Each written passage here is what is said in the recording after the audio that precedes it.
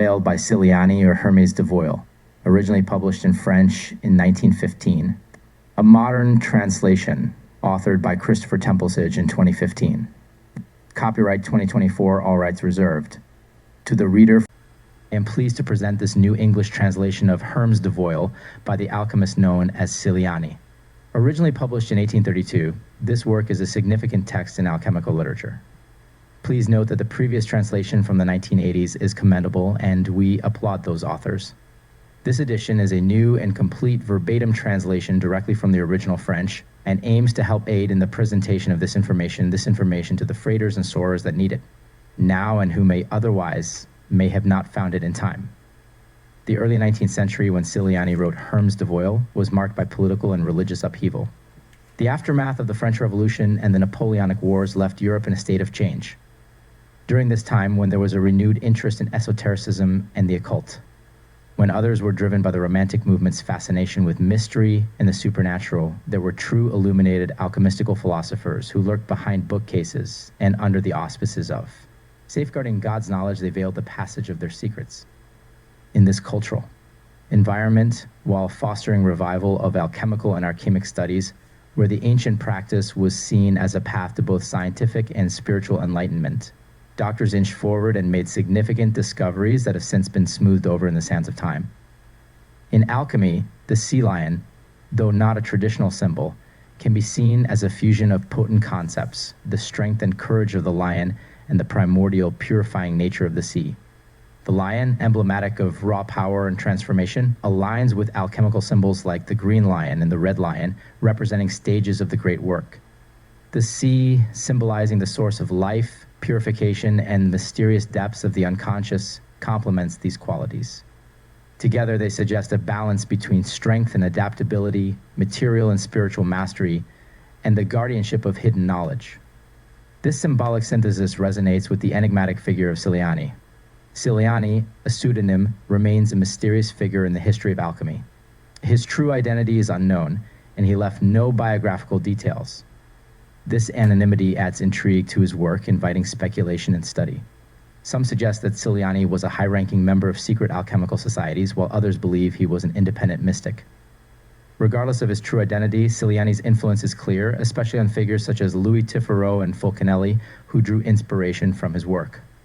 The original French work, Hermès Dévoilé, is a blend of alchemical thought, narrative, and symbolism.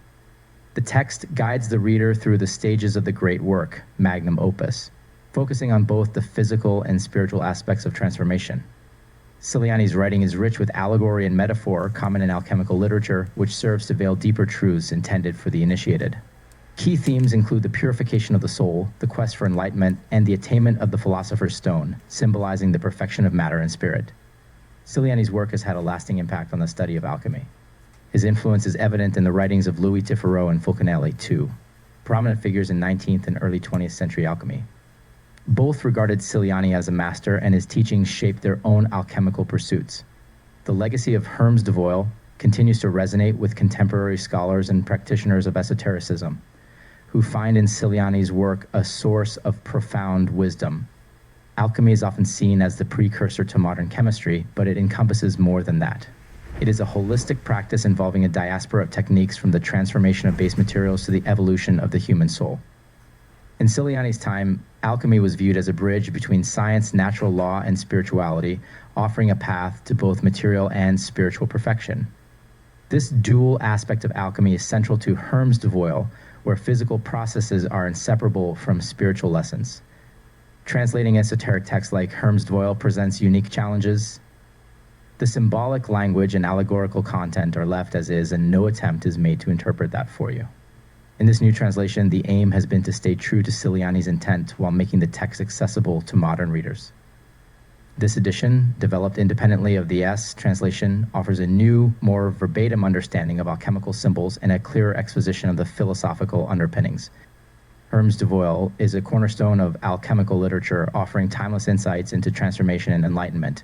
This new translation seeks to honor Cyliani's legacy and provide readers with a deeper appreciation of his work. I hope this edition will contribute to the ongoing study of alchemy and inspire new generations of scholars and practitioners to explore the rich heritage of this ancient art. Heaven having allowed me to succeed in making the stone, Philosopher, after having spent 37 years in search of him, having stayed up at least 1,500 nights without sleeping, experienced countless misfortunes and irreparable losses if I thought I was offering to youth the hope of his country, the heartbreaking picture of my life, in order to serve as a lesson to him. At the same time, Henipsla turn away from an art which offers at first glance the most pleasant white and red roses, bristling thorns, and whose path which leads to the place where they can be gathered is full of pitfalls. As universal medicine is a more precious benefit than the gift of wealth, its knowledge must naturally lead to its research by studious men who believe they are happier than a multitude of people. This is the reason which led me to transmit to posterity the operations to be done in the greatest detail, without omitting anything, in order to make it known. Also to prevent the ruin of honest people and to be of service to suffering humanity. The reader who will be imbued with my operations will only have to look for the material, the fire, and the labors of Hercules. All philosophers have made it a mystery out of duty. I have sworn to God to take the secret to the grave and will not be perjured even if I were stoned, and prefer to displease men than the eternal. I have described with great sincerity all the operas. To do, we can count on it, and I desire from the bottom of my heart that the dream that I had could reveal to the virtuous man, called by God to enjoy such a benefit, that which I left to be desired, by avoiding him countless pitfalls, even losing one's existence. To carry out the labors of Hercules, great precautions must be used. Once they have passed, the rest is very pleasant work, which does not cost a penny of expense. Take care that it happens to you as it does to me. Hurt. As a result of these same works, I find myself the organ essential to the life of the affected person, which will deprive me. Given the seriousness of the illness, of having a long career, the virtue of medicine not being surgical, but only medicinal. I would also advise people who absolutely want to start looking for the philosopher's stone, a ruin of honest people, and to render service to suffering humanity. The reader who will be imbued with my operations will only have to look for the material, the fire, and the labors of Hercules. All philosophers have made it a mystery out of duty. I have sworn to God to take this secret to the grave and will not be perjured even if I were stoned, and prefer to displease men than the eternal. I have described with great sincerity all the operas. To do, we can count on it, and I desire from the bottom of my heart that the dream that I had could reveal to the virtuous man, called by God to enjoy such a benefit, that which I left to be desired, by avoiding him countless pitfalls, even losing one's existence. To carry out the labors of Hercules, great precautions must be used. Once they have passed, the rest is very pleasant work, which does not cost a penny of expense. Take care that it happens to you as it does to me. Hurt. As a result of these same works, I find myself the organ essential to the life of the affected person, which will deprive me. Given the seriousness of the illness, of having a long career, the virtue of medicine not being surgical, but only medicinal. I would also advise people who absolutely want to start looking for the philosopher's stone, only contrary to the opinion of doctors who maintain that a single remedy cannot cure all diseases. But if they knew about universal medicine, they would see that the power of this salt is similar to that of a magnet, that it attracts not iron, but the force of universal life, and serves as its envelope. By administering it, they would be forced to recognize its celestial power, and would kneel before this beautiful magnetic salt endowed with a supernatural and miraculous force, proclaiming a soul and conscience that no disease resists its action like I convince myself of this by restoring the lives of sick people abandoned by them. To understand what I've just said about the natural force of medicine, we must see the effect that champagne wine has in our stomach. As soon as it is there, its liquid penetrates the walls and strengthens them, while its foreign force, due to the presence of carbonic acid, is released by going to the brain. Chases away our sadness and leaves us cheerful, unless too large a quantity of GA comes to pressure the brain, makes us wobble or fall. Finally, the body is material, nevertheless it contains a force which is foreign to it, which is life. I believe I'm warning here to never forget that we only need two materials of the same origin, one volatile, the other fixed, that there are two ways, the dry way and the wet way. I am the latter by preference, out of duty, although the first is very familiar. It is made with a unique material. Nitrogen easily joins with sulfur, fire with fire. And double or rebus mercury in the state of powder or salt or oil forms the true potable or universal medicine, white and red. Finally, the seed of gold is in gold itself. Very little fuel is required, even fewer vases. The work costs very little to do and can be done anywhere, but it is advisable to begin it with that of nature to finish it well. I believed in this writing to preserve the most important passages of several works written by philosophers who best possessed the secret mercury, that is to say Hermes, such as Arnauld de Villeneuve and the anonymous author, printed in Leipzig in 1732, and others, in order to transmit in a primordial manner to the most remote posterity this divine art so precious in its relation to health. Seek to know mountain vinegar, because without it you can do nothing, and its knowledge will give you that of the fairy of the soul, called such by Arnauld de Villeneuve in his Little Rosary. Realize also that the fire of our hearths, or of the stoves, or of a lamp is the tyrant of destruction, and took pleasure in lying and misleading their fellow men? No, it's impossible, I replied. This, or rather ancient knowledge hidden under the language of hieroglyphs, so that the vulgar are private, and that they're only the elect whom it pleases God to. Initiate who can possess this supernatural knowledge. I was naturally good and religious, not knowing the twists and turns of the human heart. I believed in the sincerity of these books. I longed to be my master in order to engage in this type of study. Life, too. My eyes had no more charms unless we had health, and could make people happy without them being able to talk about us. Knowledge of the Philosopher's Stone fulfilled this goal. It then became the subject of my waking hours and my moments of leisure. My ambition was also to acquire the certainty of the existence and immortality of the soul. Such was the knowledge I wanted to acquire at the expense of my very existence. The French Revolution had just broken out. My knowledge seemed, in the eyes of my fellow citizens, more useful in an administration than in the army. I was honored with several places. In my tours, I saw upon entering a small town a pretty young lady whose kind features, gracious smile, and decent air charmed my soul and inflamed my heart. From that moment, I promised myself to make her my wife. After having fulfilled the task imposed on me by my duties, I occupied myself in looking for some pretext to speak to him. Love is not lacking, and a few days passed until I received permission to show up at her house. Finally, the marriage came to fulfill my wishes, and I promised myself to make her the happiest woman in the world. Alas, I was far from believing that I would make her experience a series of almost unexampled misfortunes, since she had done everything to make me happy. A few months after my wedding, I met a talented man who had a famous artist as his wife. They both had a taste for alchemy and entrusted me with a small manuscript which had been found behind a cupboard, of which they made much of it. It was written in a style which inspired great confidence. Everything was there except the name of matter, the labors of Hercules and the knowledge of fire. I believed in myself then, the happiest man on earth. In the enthusiasm of my youth, I conceived immense projects. I began to work which made me neglect my part and my own interests. I subsequently thought I would resign in order to devote myself entirely to Hermetic philosophy, and in several years I had ruined myself and placed my family in a difficult and painful position. I saw myself forced to forget my work and do to showcase my talents. But the difficult position in which I found myself naturally cast a disfavor on me. Barely had I organized an advantageous game when my subordinates, or the people who provided me with the funds, seized it, seeking to cast such a disfavor on me that I could not find no support so that my financial position would protect them from any claim. Having spent about 10 years like this, and spending part of the nights reading almost all the works published on the Philosopher's Stone, beginning to bow my head under the weight of the years, I felt this irresistible inclination which reminds us of the man from his first loves. I believe in good faith that I was better educated, capable of overcoming all the obstacles that had stopped me until then. I spoke to rich people who had the same tastes. I was received with kindness. At the beginning of this new knowledge, I spent happy days. Friendships were lavished on me. I could, through my work, come to the aid of my family. But as soon as they thought they had my knowledge, they abandoned me under vain one pretexts. We even went to the point of, after about 15, became fatal for them, and in a short time, I lost my children. Oh, irreparable loss. How sad and heartbreaking it is for a paternal heart to have nothing but tears to shed in.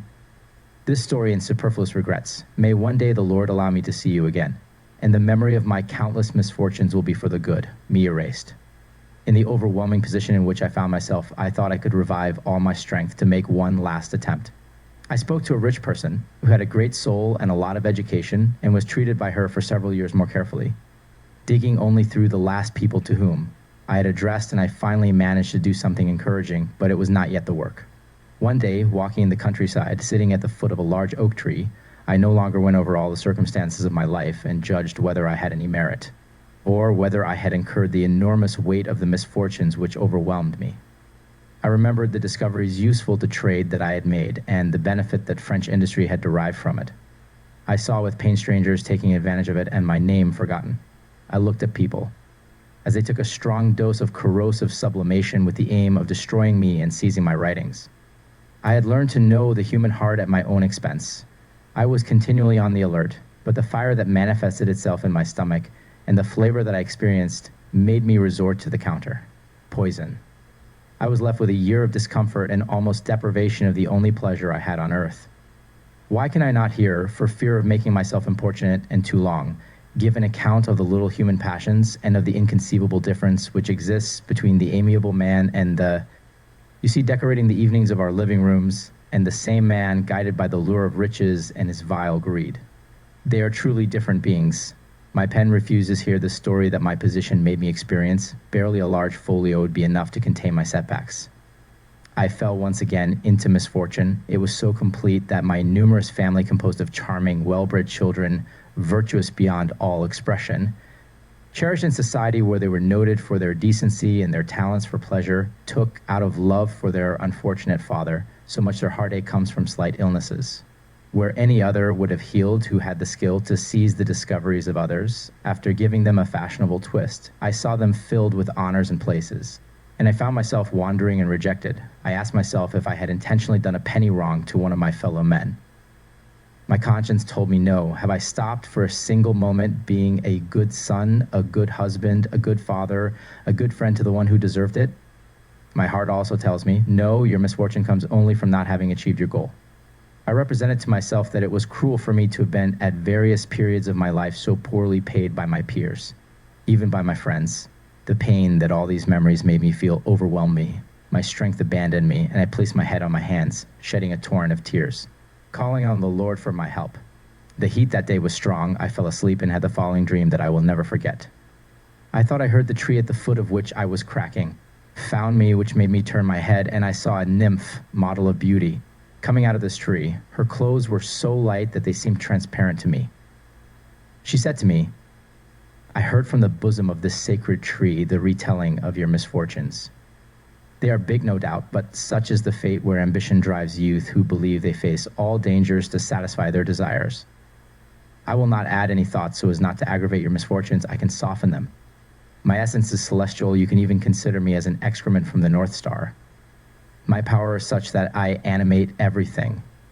I am the astral spirit. I give life to everything that breathes and vegetates. I know everything. Speak. What can I do for you? O celestial nymph, I said to her, you can revive in me a heart dejected by misfortune by giving me only a slight notion of the organization of the universe, of the immortality of the soul, and provide me with the means to achieve knowledge of the philosopher's stone and universal medicine. I have become a public laughingstock. My forehead is bowed under the enormous weight of misfortunes. Please deign to give me the means to rehabilitate myself in my own eyes. Greater than I am really touched by your painful existence, she replied. Listen, gather all your faculties and engrave in your memory the story that I am going to tell you, taking part of my comparisons figuratively so that I can become sensitive to your intelligence. Imagine a space almost as large as without limits, where the system of worlds floats, composed of fixed suns or stars, of nebulae, of comets, of planets and satellites swimming in the bosom of eternity, or of a sun of divine light whose rays are without limits, and you will have a slight notion of the whole universe, as well as the finite world and the infinite one. The system of worlds and the eternal or the sun of divine light are of the same origin. They had no beginning and will have no end. The slight changes that certain globes experience do not change anything in the order of the universe. The will of the eternal or of the creative spirit can deliberately launch a nebula into space. This one, starting from the tangent while traveling through space, undergoes the law of attraction of a sun which it has approached, and ends up describing a very elongated ellipse where the two foci are determined by the action of two suns. Then it forms a comet. But after a period of centuries, it ends up giving into the stronger attraction of one of the two suns. It regulates its course and ends up becoming part of its system by rotating around it. Then, after a certain number of centuries, its luminous point, or the two that it affects to have come together in a single luminous point, which becomes the central fire of this globe, which itself became at a very remote time a habitable planet when it took on a certain metalliferous consistency. and gave birth on its surface the elements necessary for the life of animals appropriate to its nature, such as, for example, root aloe and atmosphere in plants. The planets can, through the strong expansion of their central fire, be torn into various parts, each of which, spread out in space, becomes so many satellites by attaching itself to the atmosphere of activity of another planet. A comet, which was first a nebula, can, by its action by approaching too close to a planet, raise its waters, give rise to a flood by lowering or raising its axis, which changes the bed of the seas. Updates what was covered by water and buried for centuries under the seas of inhabited countries by covering with sea silt the debris of animals and plants piled on top of each other. Another planet passing in the tail of a comet, the latter can ignite its atmosphere and destroy not only all the plants but also the animals and make of the same planet a vast tomb. Finally, a comet, by its too great action, can, by getting too close to a planet, carry a disturbance in its atmosphere capable of modifying animal and plant existence and even destroying it. These are the only modifications that the globes experience, but nothing is lost in the world as a result. Were these globes reduced to atoms, the latter, by the law of attraction, would end up forming a new globe. The various species of animals which appear to have existed on the Earth at periods very distant from each other are the fact of creation to which the creative spirit gave rise, but all the beings that arise from it appear at periods more or less remote from each other. At the end of the great catastrophes that the Earth is experiencing, the human species itself only dates back almost 60 centuries, including the suns. The comets and the various globes are all beings of a particular nature which are governed in particular by their spirit, because the universal hierarchy is infinite. The Lord is of an order far above these spirits, the latter are like Hisje. Ministers and globes as its subject to the direction of these same ministers. Everything that exists in the material or physical universe is purely mineral. The gases themselves are. Take note of this confession: man is a triple compound. His body or form is animated by a soul. This is the union of various forces with the help of which the spirit governs its form or matter. The soul is directed by the celestial spirit, which is an emanation of divine action and therefore imperishable. Man never perishes except through his form. Then the spirit to which the soul serves as a link or envelope separates from it and its form, deprived of the celestial vital spirit, is delivered to the reaction of its principles. Constituents. The spirit and the soul then live spiritually by seeking the centers which suit them, and after a certain time the man or the being or the spirit or the spiritual life, which is always perfecting itself, separates of his soul or his glorious envelope to enter into his universality, which means that man dies twice, that is to say, changes form twice, but man or spirit lives forever. According to my story, you cannot now doubt the immortality of the soul. This is all I am allowed to teach you here to satisfy your desires. Now, do you want to know how universal medicine acts on the animal economy? Consider, as I have just told you, that the form or body of man is the only mortal one. You will see that it only perishes on the side of solids. Like these are all mineral, all can be regenerated by the mineralizing principle or spirit, which through its various modifications forms the various products that we know. They are therefore all brought back to their primitive state by the action of this same principle and its foreign force, which restores balance and allows the spirit to enter and leave freely through our own form like the water through a sponge, because the disturbance of our body only comes, with the exception of mechanical indispositions, from the currents of life which cannot circulate freely. But the virtue of universal medicine is purely medicinal and not surgical. It cannot restore a cut or completely destroyed limb, which means that the person who takes it early, usually at the 2 equinoxes, can live without infirmities for several centuries, unless nature has prescribed a short duration to its existence by its organization, which constantly comes to thwart the efforts of life. Coming now to the subject of all your misfortunes, and if I dare say it from your fixed point, it took your stubbornness to make you worthy of such a benefit. Listen attentively and never forget your misfortunes, so that the unfortunate ones are always present in your eyes. Follow me and fear nothing. I then saw a cloud coming out of the heart of the earth, which enveloped us and carried us into the air. We walked along the seashore where I saw small bumps. Night came, the sky was full of stars. We followed the Milky Way heading towards the North Star. An extreme cold took hold of me and caused me to fall asleep, then warmed by the rays of the sun which appeared on the horizon. I was astonished when I awoke to find myself on earth and to see a temple there. The nymph took me by the hand and led me to his entrance. You have arrived, she told me, to the place where you must solve the next problem. Since you have been a good mathematician, think carefully, because you can do nothing without its solution. From 1 by 1, which is only 1, are made 3, from the 3, 2, and from 2, 1. You told me that you are educated in chemistry. See what means your knowledge can offer you to open only the lock of the door of this temple in order to enter to the sanctuary. To conquer without danger, she added, we triumph without glory. Before leaving you, I want NCDR. Observe that you can only fight the dragon, which internally defends the entrance to this temple with the spear, which you must make redden using common fire in order to pierce the body of the monster that you must fight, and penetrate to its heart. Dragon, which was well described by the ancients and of which they spoke so much. Think of the dew of May, it becomes indispensable as a vehicle and as the principle of all things. I cast my gaze on her. The nymph began to smile. Finally, you are going to begin the labors of Hercules. Gather all your strength and be of firm will. Farewell. The nymph took my hand and shook it. Do you love life? She said to me. In your presence, I cherish it more than ever, I replied. Try not to lose it through imprudence. While waiting for the outcome of the fight, I will watch close to you, and in the event of an event, I will come to relieve you. Farewell. She disappeared. I was sad to have lost this nymph who was so dear to me. Finally, I decided to fight. Having gathered branches of dry wood scattered around the place where I found myself, I set fire to them using a lens that I happened to have on me and made my spear turn red, almost white. During this operation, I sought the means which could best destroy the lock of the temple door.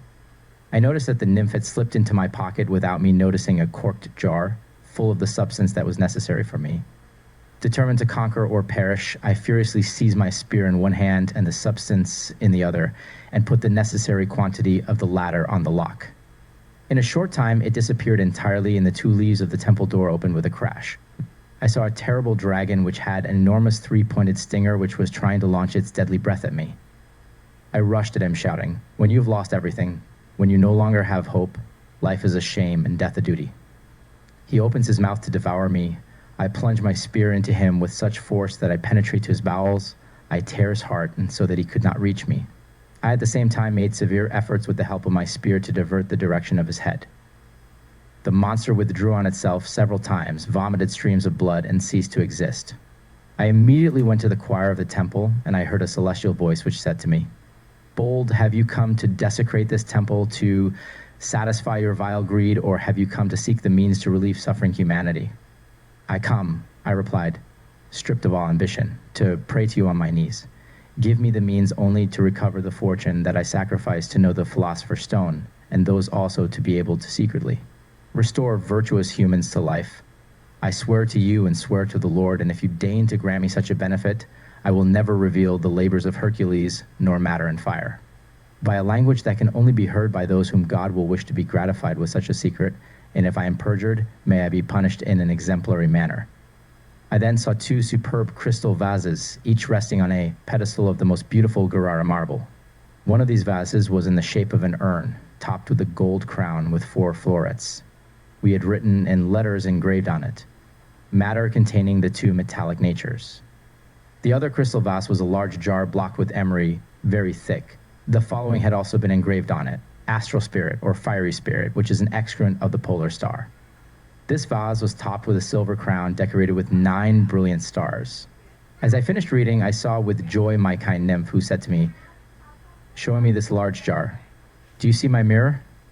Nothing, she told me, can now stand in the way of rewarding you yourself of the struggle that you sustained with so much courage by taking at your discretion the substances contained in these 2 sacred vessels, which are of the same celestial origin. I realize the discomfort that your victory makes you feel, which could become disastrous for you by staying here longer. Hurry up to take your reward and get out of this temple as quickly as possible. I will have everything ready for our departure. She left me alone. My strength and my courage began to fail. I believed I had to obey the orders of the nymph. Next to the 2 sacred vases, I saw various empty, very clean crystal jars blocked with emen. I took 2. I hastily opened the first vase in the shape of an urn, which contained the androgynous material and the 2 metallic natures, and filled my vase with them.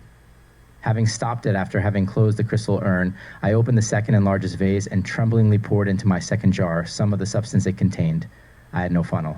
Time was short of me, my strength was fading. I quickly closed the large vase in mine with its crystal stopper, and I eagerly left the temple. As I passed by the monster I had vanquished, I saw that all that remained of him was his mortal and worthless remains. As soon as I came up for air, I thought I was going to faint. In fear of breaking my 2 vases when I fell, I lay down with difficulty on the ground after placing my 2 small jars next to me. For a moment, I had difficulty breathing. My darling nymph came to me smiling. She congratulated me on my courage and on the victory I had just won. She said to me, "Agree, unfortunate Cyliani, that it is not good to often expose yourself to such a struggle." "What do I see?" she said to me. A school one, these words struck me. I said to him, "Explain yourself. One of your jars contains more androgynous material than you need, but you have not taken enough astral. Spirit, you need infinitely more, and as Arnauld de Villeneuve says, you need plenty of water, distilled spirit, but your fault is excusable. It is the fruit of a well-founded fear. Finally, you have enough to teach yourself how to make the stone and fulfill your desires. Let us hurry back to our starting point. You no longer think of the companion of your youth or of the worry into which your absence has plunged her. Let's leave. Your life would be in danger here. I saw a new cloud coming out of the earth, which enveloped us and carried us into the air. We traveled a long way. Night came, the sky was spotless and full of stars. We were once again following the Milky Way, but in the opposite direction. I then felt a great cold. Our direction was also towards the place where I was born.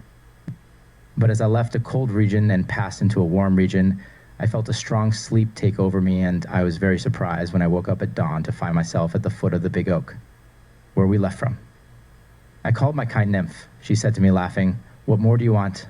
Tell me, what must I do to finish my work? Now that you have passed the labors of Hercules and that you have the materials, it is nothing more than the work of an attentive and careful woman or child.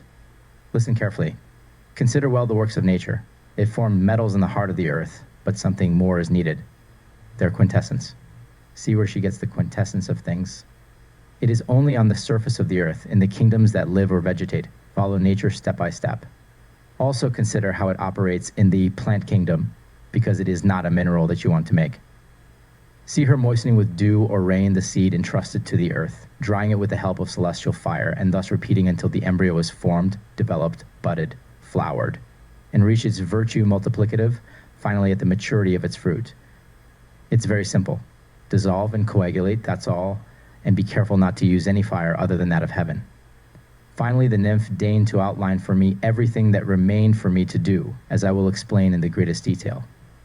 I threw myself at her feet to thank her for such a blessing, addressing my humble thanks to the Lord for having made me overcome so many dangers. Then she said goodbye, adding, "Do not forget me." She disappeared. Her flight made me feel such pain that I woke up shortly after. I began my work again, and with the help of the labors of Hercules, I obtained matter containing the two metallic natures, as well as the astral spirit, with the help of my last resources and not those of others, which have made me free to dispose of my success as I wish towards those who deserve it in my eyes, without offending my delicacy and decorum, nor trampling under my feet the duties of recognition. First operation, making nitrogen or mercury of the philosophers. I took material containing the two metallic natures. I began by imbibing it with the astral spirit little by little, in order to awaken the two interior fires which were as if extinguished, by lightly drying and grinding everything circularly with the heat of the sun, then repeating thus infrequently, moistening more and more, drying and grinding until the material has taken on the appearance of a slightly thick slurry. Then I will see on it a new quantity of astral spirit so as to float the matter, and left everything like this for 5 days, at the end of which I skillfully decanted the liquid, or the solution which I kept, in a cold place.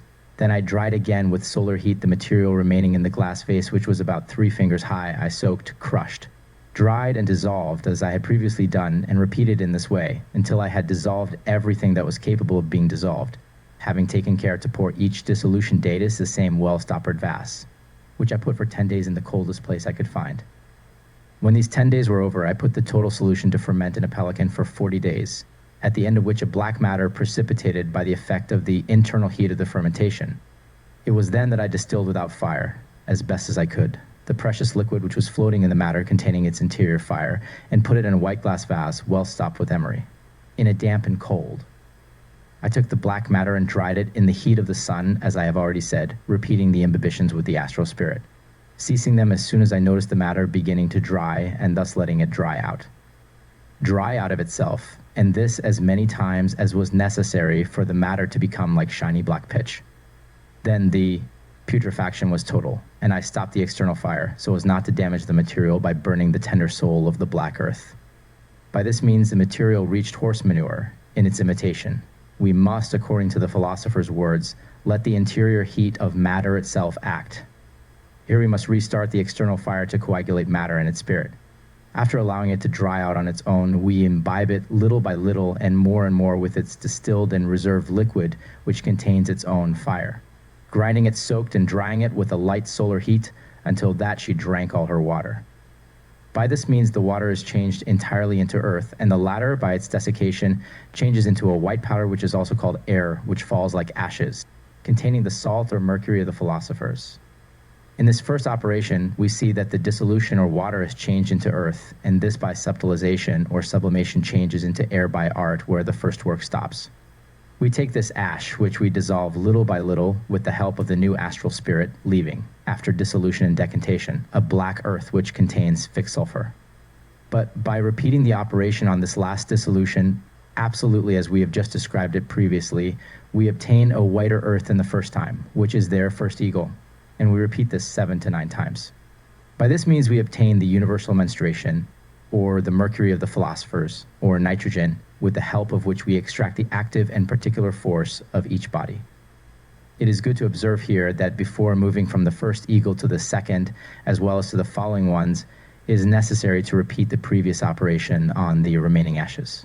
If the salt is not, by the central fire of matter, sufficiently elevated by philosophical sublimation, so that after the operation only a black earth stripped of its mercury remains, following the swelling of the matter and the fermentation which follows the dissolution, a kind of skin is formed at the upper part of the matter, under which there are an infinity of small bubbles which contain the spirit. The fire must be handled with caution, since the spirit takes an oily form and has reached a certain degree of dryness. As soon as the material is dissolved, it swells, enters into fermentation, and makes a slight noise, which proves that. It contains within it a vital germ which is released in the form of bubbles. To properly carry out the operation that I have just described, it is necessary to observe the weight, the conduct of the fire, and the size of the vase. The weight must consist of the quantity of astral spirit necessary for the dissolution of matter. The management of the external fire must be directed so as not to evaporate the bubbles, which contain the spirit, by too great a quantity of fire, and not to burn the flowers or the sulfur by continuing the external fire so as to grow too far the dryness of the matter after its fermentation and putrefaction, so as not to see the red before the black. Finally, the size of the vase must be calculated on the quantity of the material, so that it contains only a quarter of its capacity. Hear me. Do not forget also that the mysterious solution of matter, or the magical marriage of Venus with Mars, took place in the temple of which I previously spoke to you on a beautiful night, the sky calm and without clouds, and the sun being in the sign of Gemini, the moon being from its first quarter to its full, with the help of the magnet which attracts the astral spirit of the sky, which is 7 times rectified until it can calcine the gold. Finally, the first operation being completed, we have nitrogen, or white mercury, or salt, or the secret fire of the philosophers. Some wise people dissolve it again in the smallest quantity of astral spirit necessary to make a thick solution. After having dissolved it, they expose it in a cold place to obtain 3 layers of salt. The first salt has the appearance of wool, the second a nitre with very small needles, and the third is a fixed alkaline salt. The philosophers use them separately. Others bring them together, as indicated by a de Villeneuve in his Littlerosary, written in 1306 in the article Du Plomb, and dissolve them in 4 times their weight of astral spirit, in order to undo all their operations. The first salt is the true mercury of the philosophers. It is the key that opens all metals, with the help of which their dyes are extracted. It dissolves everything radically. It fixes and matures in the same way, by fixing the bodies by its cold and frozen nature. In short, it is a very active universal essence. It is the vessel in which all philosophical operations are carried out. We therefore see that the mercury of the wise is a salt which they call dry water, which does not wet the hands. But to use it, it must be dissolved in the astral spirit, as we have already said. We use 10 parts of mercury to 1 of gold. The second salt is used to separate the pure from the impure, and the third salt is used to continually increase our mercury. Second operation, the confection of SUlFur. The dye extracted from common gold is obtained by the preparation of its sulfur, which is the result of its philosophical calcination, which makes it lose its metallic nature and changes it into a pure earth. Calcination which cannot take place by common fire, but only by the secret fire which exists in the mercury of the wise, lives its double property, and it is by virtue of this celestial fire, aided by trituration, that it penetrates into the center of vulgar gold, and that the central fire doubles the gold, mercurial and sulfurous, which is found there. As if dead and imprisoned, finds himself released and animated, the same celestial fire, after having extracted the tincture from the gold, fixes it by its cold and congealing quality, and it becomes perfect, being able to multiply in quality as well as in quantity. This earth, once it has reached fixity, takes on the color of a peach blossom, which gives dye or fire, which is then the vital and vegetative gold of the wise, which is linked by the regeneration of gold by our mercury. We must therefore begin to resolve common gold and its spermatic matter with our mercury water or our nitrogen. To achieve this, it is necessary to reduce the gold to a very pure red-brown oxide lime, and after washing it several times with well-distilled rainwater over a low heat, let it dry slightly in the heat of the sun. It is then that we will calcine it with our secret fire. It is on this occasion that philosophers say chemists burn with fire and lias with water. After having soaked and lightly crushed the well-calcined gold oxide, having its humidity, and having made it drink its weight of salt or dry earth which does not wet the hands, and having incorporated them well together, we will soak them again by increasing successively imbibitions until the whole resembles a slightly thick porridge. Then we will put on it a certain quantity of mercury water proportioned to the material, so that floats on the surface. We will leave everything in the gentle heat of the wise man's bain-marie for 5 days, at the end of which we will decant the solution into a vase, which we will tightly stopper in, which will be placed in a damp and cold place. We will take the undissolved matter, which we will make dry out in a heat similar to that of the sun, being sufficiently dry. We will repeat the frequent imbibitions and triturations, as we have previously said, in order to obtain a new dissolution, which we will reunite with the first, repeating in this way until you have dissolved everything that can being, and that nothing remains but the dead earth of no value. The dissolution being completed and united in the well-stoppered glass vase of which we previously spoke, its color is similar to that of lapis lazuli. We will place this vase in the coldest place possible for 10 days. Then we will put the matter to ferment, as we said in the first operation, and by the own internal fire of this fermentation, it will precipitate dark matter. We will distill the material skillfully and without fire, by putting the liquid separated by the distillation, which was floating on the black earth, in a well-stopped vase and in a cold place. We will take the black earth separated by distillation from its liquid. We will let it dry out by itself. Then we will imbibe it again with the external fire, that is to say, with the philosophical mercury, seeing that the philosophical tree requires to be from time to time burned by the sun and then refreshed by water. It is therefore necessary to alternate the dry and the humid in order to hasten putrefaction. And when we see the earth beginning to dry out, we suspend the soaks. Then we let it dry out by itself until it has reached a suitable dryness, and we repeat this until the earth resembles black pitch. Then the putrefaction is perfect. We must here remember what we said in the first operation, so as not to let the spirit volatilize or burn the flowers by suspending the external fire when the putrefaction is total. The black color that we obtain after 40 or 50 days, every time we have administered external fire, well, is proof that common gold has been changed into black earth, which philosophers call their dung of horse. As horse manure acts by the force of its own fire, so our black earth dries up in itself its own creamy humidity by its own double fire, and is converted after having drunk all it's distilled. Water, and having become gray, into a white powder called air by philosophers, which constitutes coagulation, as we previously described in the first operation.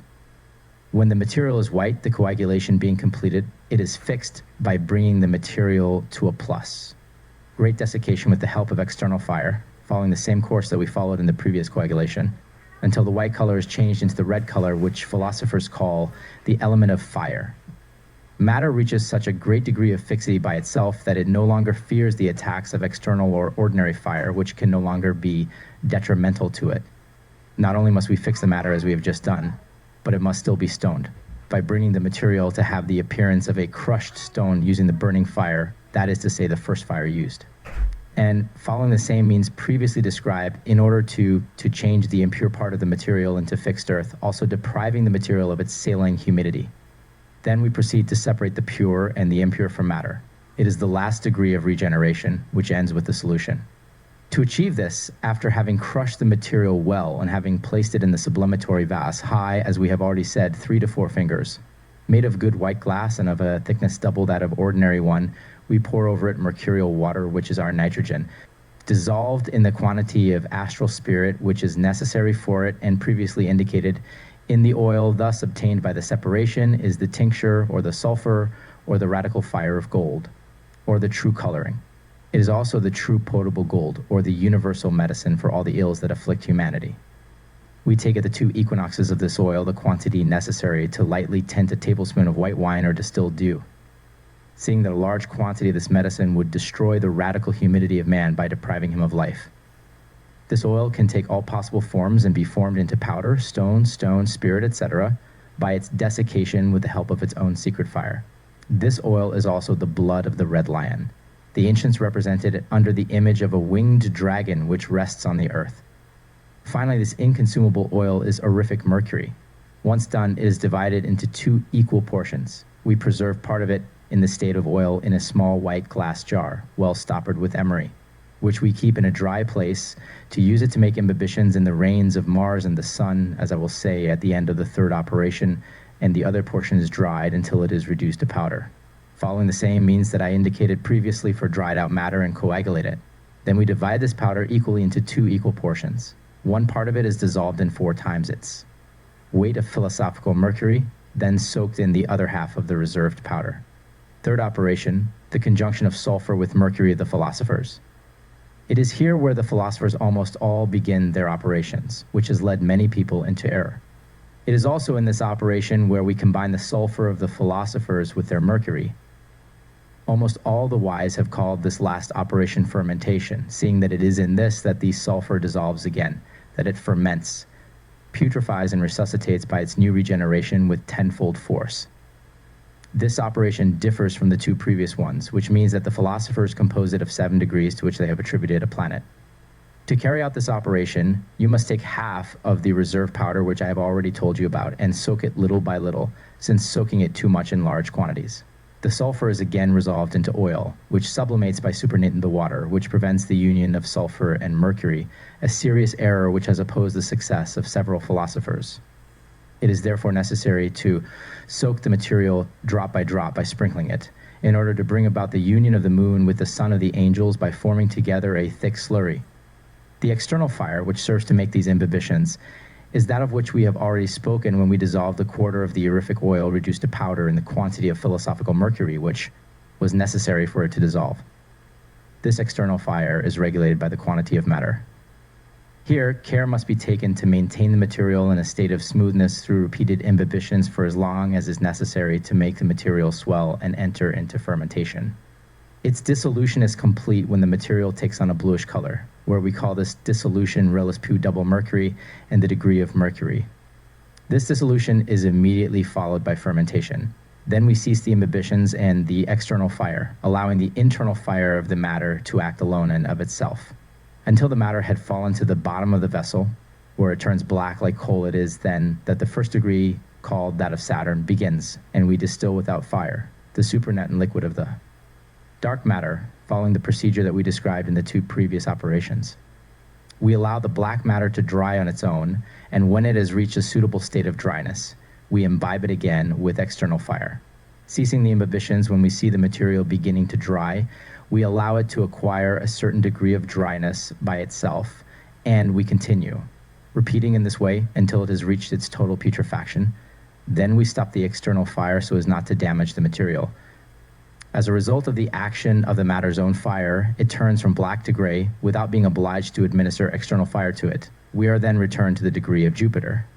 It is in this degree that we see the rainbow colors appear, which are replaced by a kind of black-brown skin which acquires dryness, splits and becomes gray, surrounded on the wall of the vase by a small white circle.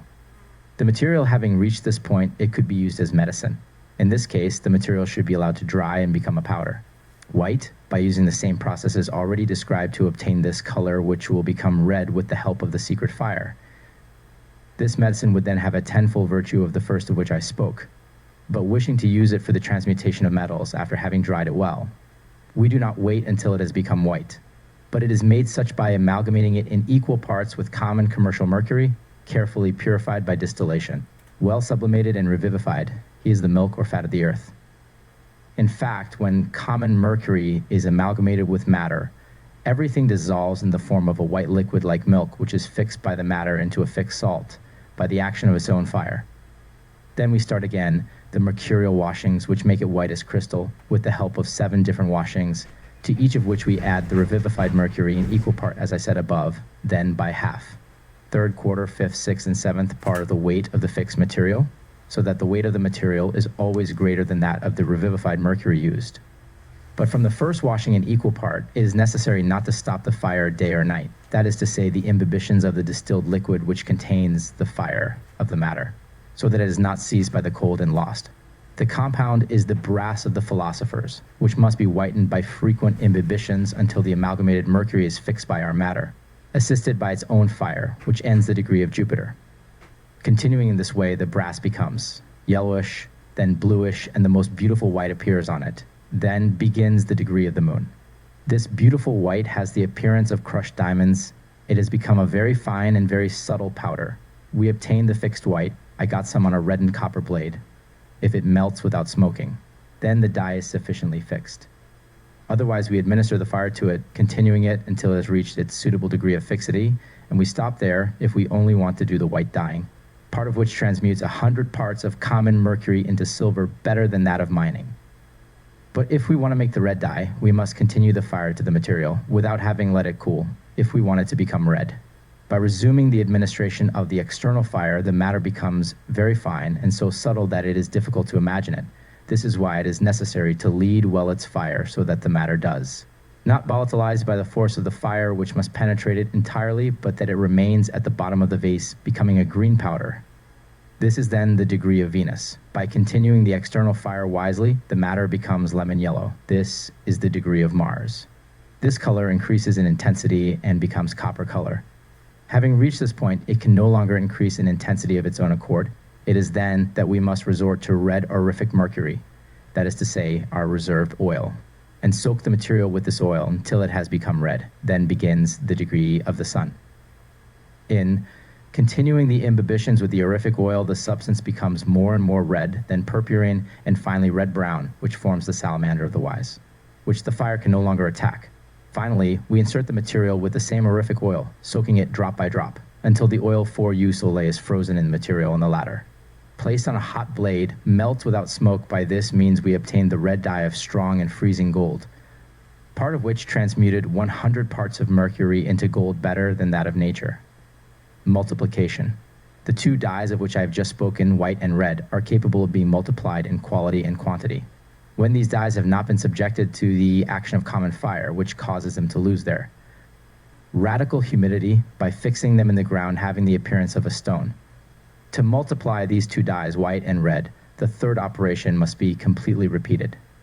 It is necessary that the two white and red powders be dissolved in philosophical mercury, that they pass to fermentation and putrefaction, as well as to regeneration. To achieve this, you must repeat the imbibitions little by little, heat the fire, and adjust it successively as we have previously described. At the second multiplication, one part projects 1,000 parts of mercury and transmutes them into silver or gold depending on the color of the powder, a perfect metal.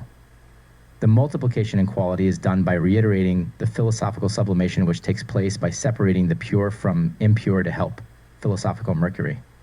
And we punctually repeat my manipulations of the third operation, after having dried the material using fire and reduced all the white oil to powder if we operate with white and part of the red oil. If we operate with red, in order to preserve the other part to use it at the degree of Mars and the Sun, as well as to insert, as I have already indicated, by operating with red. The multiplication in quantity is done by the addition of common mercury revivified, as I previously said. If we wish to carry out the multiplication in quality at the same time, we must begin by following the general rule, by sublimating the matter, by separating the pure from the impure. By drying in totality, if the origin is the whites drunk by half, if we operate to the red, using the own fire, which we will regulate in the same way as I did in the third operation. At the end of them, reduce to powder that we will divide each curie into 2 equal parts. We will dissolve a part of it, cyans 4 times this weight of philosophical mercury, which will serve to imbibe the other. Pair or reserve by absolutely repeating the third operations, or can, if desired, repeat these manipulations up to 10 times. The matter will acquire a 10-fold force each time and will be so subtle that it will cross the glass for the last time, disappearing completely. We usually stop at the 9th multiplication, where it becomes so volatile that at the slightest heat it pierces the glass and evaporates, which means that it is customary to stop at the transmutation of 1 part on 1,000 or 10,000 at most, so as not to expose yourself to losing such a precious treasure.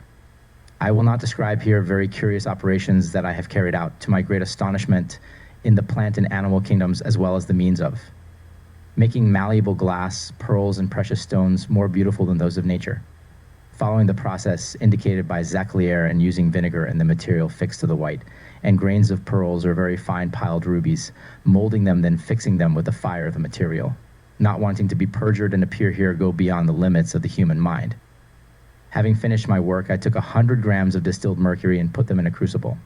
As soon as they began to smoke, I threw 1 gram of my transmutative sulfur on it. It became oiled above the mercury, and I saw the latter, which successively solidified more and more. Then I increased my fire and made it stronger at the end, continuing it until my mercury was perfectly fixed, which lasted about an hour. Having sunk it in a small ingot mold, I tested it and found it better than that of the mine. How vivid and great was my joy. I was beside myself. I did like Pygmalion. I knelt down to contemplate my work and thank the Lord for it. I also began to shed a torrent of tears. How sweet they were. How relieved my heart was. It would be difficult for me to paint here everything I felt and the position I found myself in. Many ideas presented themselves to my thoughts at the same time.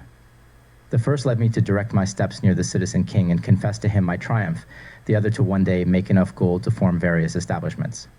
In the city where I was born, another idea led me to marry on the same day as many girls as there are sections in Paris, giving them dowries. Another idea led me to obtain the address of the shameful poor and to go myself to help them at home. Finally, I ended up fearing that joy would make me lose my reason. I felt the need to become a vibrator and to get a lot of exercise by walking in the countryside. This I did for 8 days as if I was born. Not a few hours passed when I took off my hat and, looking up, thanked him for having granted me such a favor and cried profusely. Finally, I ended up calm down and feel how much I would expose myself by taking such steps. After careful consideration, I made the firm resolution to live in obscurity without brilliance and to limit my ambition to making people happy in secret without making myself known. I told my wife of my success, and I promised to repeat the transmutation in front of her. She told me not to talk about it. It was on Maundy Thursday, 1831, at 10:70 a.m. that I carried out the transmutation alone. I no longer had mercury in my home and put it off until the day after Easter to satisfy my wife. I bought a branch of laurel from a gardener and a stem of immortelle. After having tied them together, I wrapped everything in a sheet of writing paper, and I directed my steps towards the house where my wife was, who was sitting by a window reading. I rushed to her knees, putting my bouquet at her feet. I say, "Here it is at last, dear friend. Place at your feet. He comes to crown me when you and I go down to the tomb." It cost me 37 years of painful work and more than 1,500 nights without sleep I was covered with. Humiliation, showered with insults, fled from my friends, rejected from my family and yours. Finally, I lost the most interesting creatures that we can see, and I have never stopped being a good man and cherishing you. My head fell onto both of his knees. I started to cry. Oh, tears of regret, of the memory of my losses, of the tribulations that I had experienced, and of joy. How sweet you were, one that you relieved my heart. I was reborn. I was a new man. My wife, raising my head with tears in her eyes, said to me, "Get up, my friend, and stop crying." I pressed my lips to his, and this kiss of tenderness, which was reciprocated, came to embellish the charm of my life and revive my brain beaten down by misfortune. It was not enough to have confessed my success to her and to have laid my laurel at her feet. I had to convince her and carry out the transmutation in front of her. I took a watch glass and put in a small quantity of commercially flowing mercury which had been distilled, which was pure, and which I had just bought. I put on it, not my transmutatory sulfur in the state of powder, but in the state of oil, in the proportion of 1 part in 100, and stirred my glass so as to dwarfen with the oil in a circular motion. We saw with joy the mercury exhibit a very curious phenomenon and coagulate with the color of the most beautiful gold. I just had to melt it in a crucible and pour it. I thus carried out the cold transmutation to the great astonishment of my wife. She then says, "Your success is the height of your desires. If you want to make me happy and make me forget the long chain of our misfortunes, let us live in the heart of darkness without display. Make disappear from our asylum everything that could reveal your secret and serve as bait for malevolence as well as for ambitious people whom nothing can. Reward intrigue, baseness, or tyranny." I answered him. I swore, even if I saw molten lead flowing through my veins, to take my secret to the grave, that is to say, the knowledge of matter, of fire, and of the labors of Hercules. I swear to you. And to God to make you happy by fulfilling your desires, hope that the Lord will protect us against the envious, the vicious, and corrupt men. O you young people who will probably read my work, may your desire to appear in this world and the lure of riches not make you undertake the search for the philosopher's stone. If you could know, like me, the misfortunes of all kinds that I have experienced to achieve this, you would recoil in fear at the desire to indulge in it. Unless God makes you meet a man who has succeeded in making the stone, who will lead you by the hand from the beginning to the end, reject with horror the idea of engaging in philosophy. Hermetic, more difficult than one might think to know it for oneself. Hoping to be happier than others, if you trample on my advice and are happy enough to achieve it, never forget misfortunes. Above all, be discreet, miserly in your tastes for spending and satisfying your passions, but lavish towards the poor. And never forget that the sweetest satisfaction for a well-born heart is to make people happy without them talking about you. And above all, always have the Lord present in your eyes. Flee the corrupt beings of good manners. They have all the means to abuse your good qualities. They ruin themselves in promises which seem to be the outpouring of a beautiful soul. But they enrich themselves by making you their dupe in one. In short, do not look for happiness in life in the two extremes of society, but in the middle class. That is to say, in that of honest industrialists. There are, however, some exceptions to be made, and I would be ungrateful to judge them differently. I met a well-born man whom I will never forget in my life, to whom I promised to give proof of my attachment. Estimable youth, may my life serve as an example, and my recommendations for lessons, and deserve in your eyes a few tears to soften the long chain of misfortunes that I have experienced. Kings of the earth, if you knew the large number of people who devote themselves in secret today to the search for the philosopher's stone, you would be astonished. And if you knew that barely 1 or 2 men have had the happiness of succeeding in the space of 300 to 400 years, which does not offer in commerce the product of a gold mine which is discovered in Peru or elsewhere every 3 or 4 years, far from seeking out those who have succeeded and tormenting them. You would shower them with your kindness by giving them your support and your goodwill so that they can amply serve suffering humanity and allow you to share in the benefits of their discoveries. O my country, O my dear fellow citizens, you who have proven on various occasions that you are good French people through your dedication to the cause of freedom and legal order. If the Lord allows me to leave you what my heart destined for you out of gratitude, deign to have my mortal remains transported to a place with a limestone base, in front of a small turret bearing a painful emblem of an ancient war, at the bottom of which flows a small stream which has its source a league away, and moves several mills have been covered only with a large block of hard granite, very common in the small town where I was married, close to the place where I was born, with a single inscription: the mortal remains of the unfortunate Cyliani rest here. I had this work printed, seeing that there is no law in any country which prohibits the publication of a discovery useful to society in relation to life, as well as its circulation in the trade of. Perfect gold by its weight, its color, its specific gravity, and its fusibility. By what right would we want to give preference over the gold of the mines to that made by philosophical art, the latter being better? Cyliani finis.